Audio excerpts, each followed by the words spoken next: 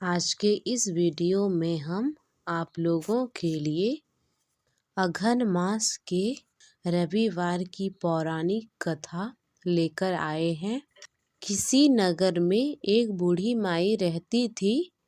वह हर रोज सुबह जल्दी उठकर स्नान आदि से निवृत्त होकर घर के आंगन को गाय के गोबर से लीपती थी और स्वच्छ करती थी। इसके बाद सूर्य भगवान की पूजा करती थी। फिर भोजन तैयार करके सूर्य देव को नैवेद्य देती थी। फिर स्वयं भोजन करती थी। भगवान भास्कर की कृपा से उसे किसी प्रकार की चिंता और कष्ट नहीं था। धीरे धीरे उसका घर धन्य धान से भरता गया। उस बुढ़िया को सुखी देखकर उसकी पड़ोसन उससे जलने लगी। बूढ़ी माई के पास कोई गाय नहीं थी, इसलिए वह हर रविवार को लीपने के लिए आंगन पड़ोसन के आंगन में बंधी उसकी गाय का गोबर लाती थी। पड़ोसन ने ईर्ष्या में आकर अपनी गाय को घर के अंदर बांध लिया, जिस कारण बूढ़ी माई को रविवार के दिन गोबर नहीं मिला। बूढ़ी माई अपना आंगन लीप नहीं सकी। आंगन न लीपने के कारण न उसने भोजन तैयार किया और न सूर्य देव को भोग लगाया और स्वयं भी भोजन नहीं करी। सूर्यास्त के बाद वह भूखी प्यासी ही सो गई। इस प्रकार उसने निराहार व्रत किया। रात्रि में सूर्य भगवान ने उसे सपने में दर्शन दिए और भोग न लगाने का कारण पूछा तो बुढ़िया ने रोते हुए कहा, पड़ोसन की गाय अंदर बांधना और गोबर न मिल पाने की सारी बात सूर्य देव को बता दी। यह सब जानकर सूर्य देव बोले, बूढ़ी माई, मैं तुम्हारे भक्ति से प्रसन्न हूँ।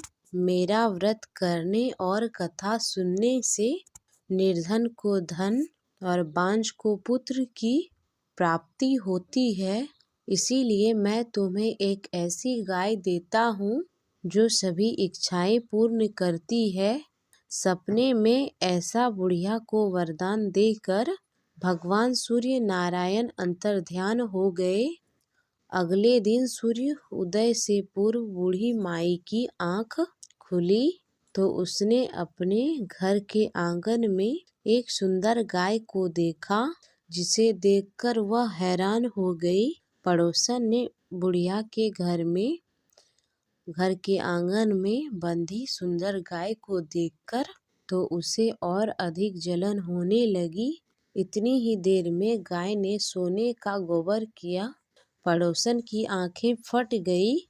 पड़ोसन ने उस बुढ़िया को आसपास न पाकर तुरंत उस गोबर को उठाया और अपने घर ले गई और अपनी गाय का गोबर वहां रख आई। बूढ़ी माई को सोने के गोबर की बात पता ही नहीं चली।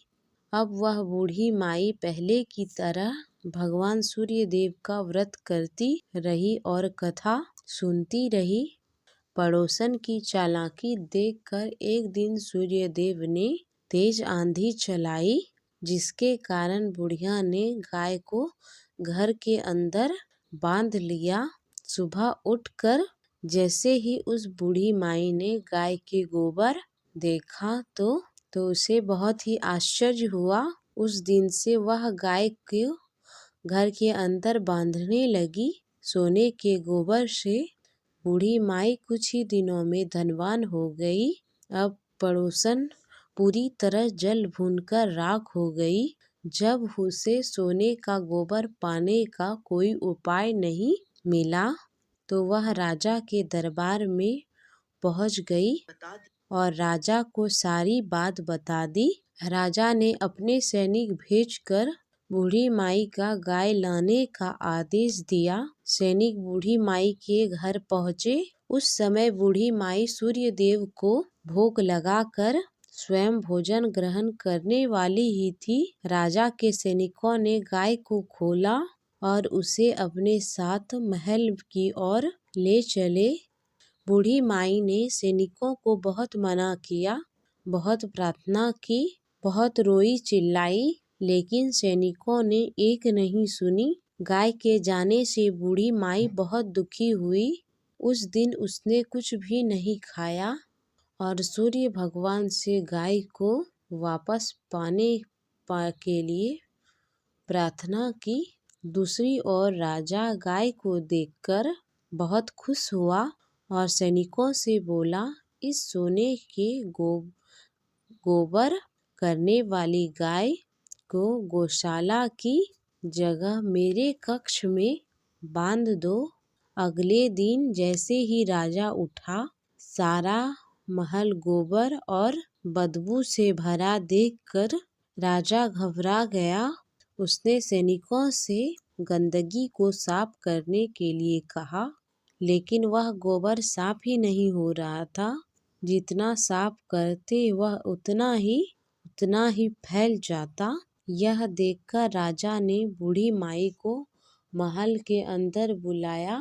बूढ़ी माई राजा के महल में आई और उसने सूर्य भगवान कृपा की सारी बात राजा को बता दी। यह सुनकर राजा ने वह गाय बूढ़ी माई को गाय वापस लौटा दी।